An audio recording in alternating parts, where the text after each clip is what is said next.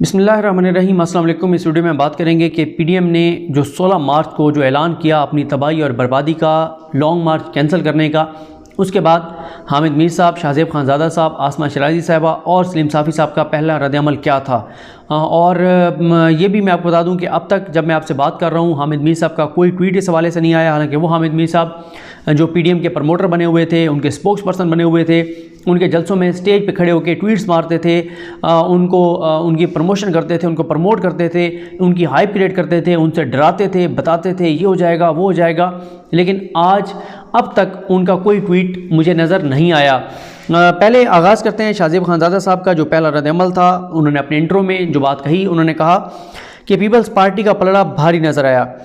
मौलाना गए तो शायद अब्बासी ने मरीम से भी कहा कि चलें। वो उस वीडियो का जिक्र कर रहे थे कि प्रेस कॉन्फ्रेंस के बाद मौलाना ने कहा, मौलाना जब गए तो शायद अब्बासी ने मरीम से भी कहा कि चलें, लेकिन वो नहीं गई। पीडीएम में इख्तलाफ और लहजों में तलखी नज़र आई। पीडीएम में इख्तलाफ और लहजों में तलखी नज़र आई। उसके बाद शाहज़ेब खानज़ादा साहब ने एहसन इकबाल साहब से सवाल किया कि मौलाना फजलुर रहमान की बॉडी लैंग्वेज से तो ज़्यादा वो पुरुम्मीद नज़र नहीं आए। उनका मूड, चेहरे के तासुरात से वो काफ़ी मायूस नज़र आ रहे थे। फिर प्रेस कॉन्फ्रेंस भी छोड़कर चले गए। मरीम की भी बॉडी लैंग्वेज से नज़र आया कि वो शदीद मायूस हैं। ये मायूसी इस बात की अक्कासी है कि मुस्तकबिल से उम्मीद कोई नहीं है, या इस बात की अक्कासी थी या आकाश थी कि आज मीटिंग का माहौल अच्छा नहीं था। शाहज़ेब साहब ने उनसे ये पूछा कि ये बताएं कि मौलाना और मरीम की जो बॉडी लैंग्वेज थी वो मायूस कौन थी। तो ये मायूसी किस बात की थी कि आज तलखी बहुत हुई या उन्हें मुस्तकबिल में भी कोई उम्मीद नज़र नहीं आती। एहसन इकबाल साहब का जवाब सुनिए, बड़ा इंटरेस्टिंग। उन्होंने कहा कि इसको मायूसी तो नहीं कहूँगा, लेकिन ये डिसअपॉइंटमेंट थी। आज लॉन्ग मार्च तय करना था, डिसअपॉइंटमेंट हुई कि ये नहीं तय हुआ। तो डिसअपॉइंटमेंट का क्या मतलब होता है और मायूसी का क्या मतलब होता है। खैर, शाहज़ेब साहब ने ये सवाल भी किया। तो ये शाहज़ेब खानज़ादा साहब का सवाल और उनका पहला रद्द-ए-अमल था। अब आ जाइए हामिद मीर साहब पर। हामिद मीर साहब का जैसे मैंने आपको बताया कि कोई ट्वीट अब तक नहीं आया। हामिद मीर साहब कहते हैं कि आज आसिफ अली जरदारी ने मौलाना के साथ वही किया जो आज से 14 साल कबल काजी हुसैन अहमद के साथ मौलाना फजलुर रहमान ने किया था। 2007 में मौलाना फजलुर रहमान को काजी साहब कहते थे कि इस्तीफ़े दें, लेकिन मौलाना कहते थे कि क्योंकि केपीके में उस वक्त सूबा सरहद था, वहाँ पर क्योंकि एमएमए की हुकूमत है, तो इसलिए हमें इस्तीफ़े नहीं देने चाहिए, हमें असम्बलियों में रहना चाहिए। तो फिर हामिद मीर साहब कहते हैं कि बिल आखिर तंग आकर काजी हुसैन अहमद साहब ने अकेले इस्तीफ़ा दे दिया था। तो वो कहते हैं कि आज जो कुछ पीपल्स पार्टी ने किया है ये बिल्कुल भी गैर मुतवक्के नहीं था। 1.5 माह से पता था। और अब आप अंदाज़ा लगाएं, अगर 1.5 माह से पता था कि पीपल्स पार्टी इस्तीफ़े नहीं देगी तो ये 1.5 माह से क्यों नहीं बता रहे थे लोगों को, अपने कॉलम में क्यों नहीं बता रहे थे, प्रोग्राम में क्यों नहीं बता रहे थे, बार बार हाइप क्यों क्रिएट कर रहे थे, क्यों लोगों को डरा रहे थे, क्यों हुकूमत को डरा रहे थे कि पीडीएम बहुत ख़तरनाक हो चुकी है, पीडीएम ये कर देगी, पीडीएम वो कर देगी। अगर 1.5 माह से पता था फिर तो बात ही ख़त्म हो गई। मेन पीडीएम के पास हथियार ही इस्तीफ़ों का था कि हम जब इस्तीफ़े देंगे हुकूमत ख़त्म हो जाएगी। और अगर 1.5 माह से हामिद मीर साहब को पता था तो कितने कॉलम्स में इन्होंने लिखा कि पीपल्स पार्टी इस्तीफ़े नहीं देगी, कितने प्रोग्रामों में इन्होंने कहा कि इस्तीफ़े नहीं देगी। इनका मसला ये है, जब भी कोई वाक़या होता है, जब भी कोई पॉलिटिकल डेवलपमेंट होती है, तो हमेशा से ये यही कहते हैं कि जी पहले से पता था, ये है वो है, और वही हमेशा की तरह इन्होंने किया है। फिर वो कहते हैं कि मौलाना को पीपल्स पार्टी के बगैर तहरीक चलानी चाहिए, और आज बहरहाल वो कहते हैं दोनों ने गलत किया है, पीपल्स पार्टी को भी ये नहीं करना चाहिए था और मौलाना को भी उनको टाइम नहीं देना चाहिए था। उसके बाद आ जाए जी आसमा शराजी साहिबा के हवाले से। आसमा शराजी साहिबा ने कहा शाहज़ेब साहब के प्रोग्राम में कि पीपल्स पार्टी के बगैर कुछ भी नहीं हो सकेगा, क्योंकि उनसे सवाल किया गया था कि पीपल्स पार्टी के बगैर पीडीएम ये सारा कुछ कर लेगी, ये नहीं। तो उन्होंने कहा कि पीपल्स पार्टी के बगैर कुछ भी नहीं हो सकेगा।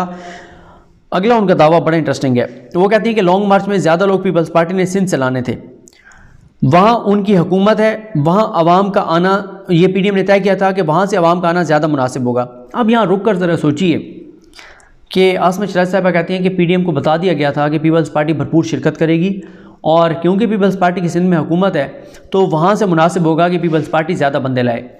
क्या वजह है? आप ज़रा जहन पे जोर दें। मैं आप सुनने वालों से पूछ रहा हूँ कि क्या वजह है। कुछ आपके जहन में आए? अच्छा, नहीं आया तो मैं बता देता हूँ जिनके जहन में आ गया होगा बहुत से लोगों के।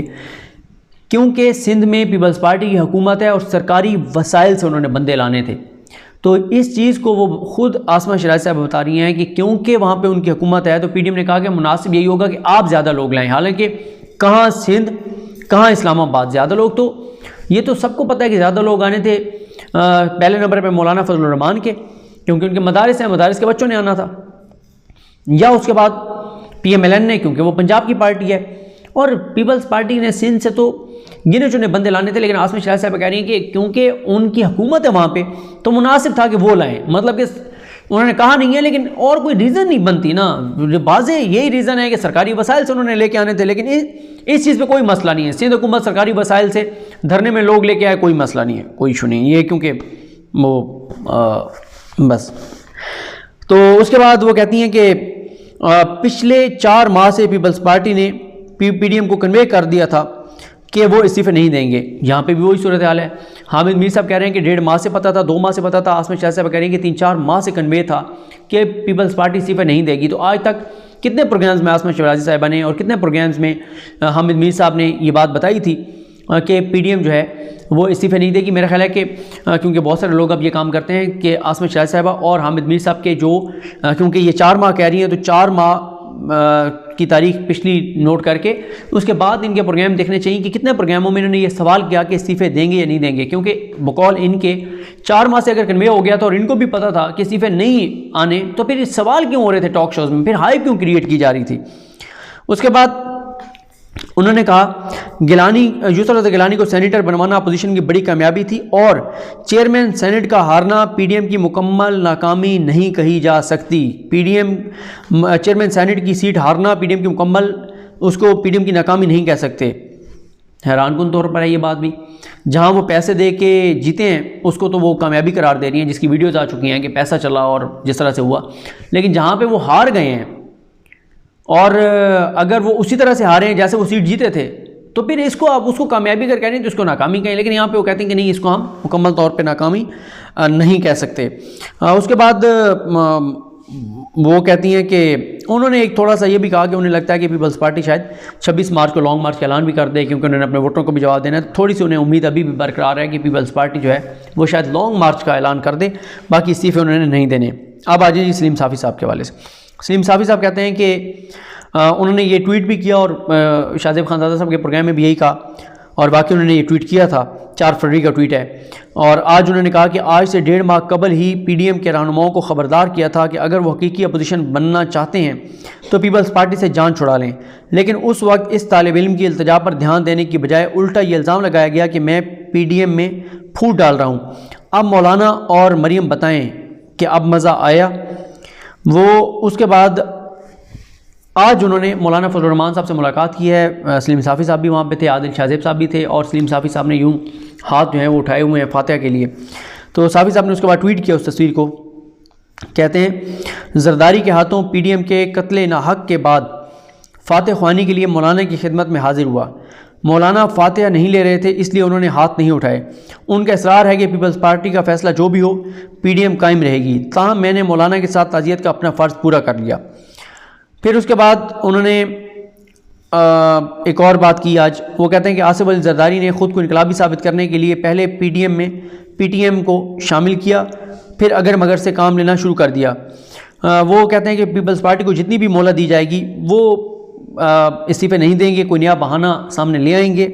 मौजूदा सिस्टम से जितना PTI मतलब उसको अजीज़ रखती है, उससे ज़्यादा पीपल्स पार्टी को ये सिस्टम अजीज़ है। वो चाहते हैं कि ये सिस्टम चलता रहे। तो ये आज इस तबाही और बर्बादी और PDM की जो एक वफ़ात, इंतकाल, ख़ुद हम सलीम साफ़ी साहब ये कह रहे हैं, उसके बाद ये इन 4 एंकर्स का रद्दअमल था। आपने सुन लिया ये क्या कह रहे हैं।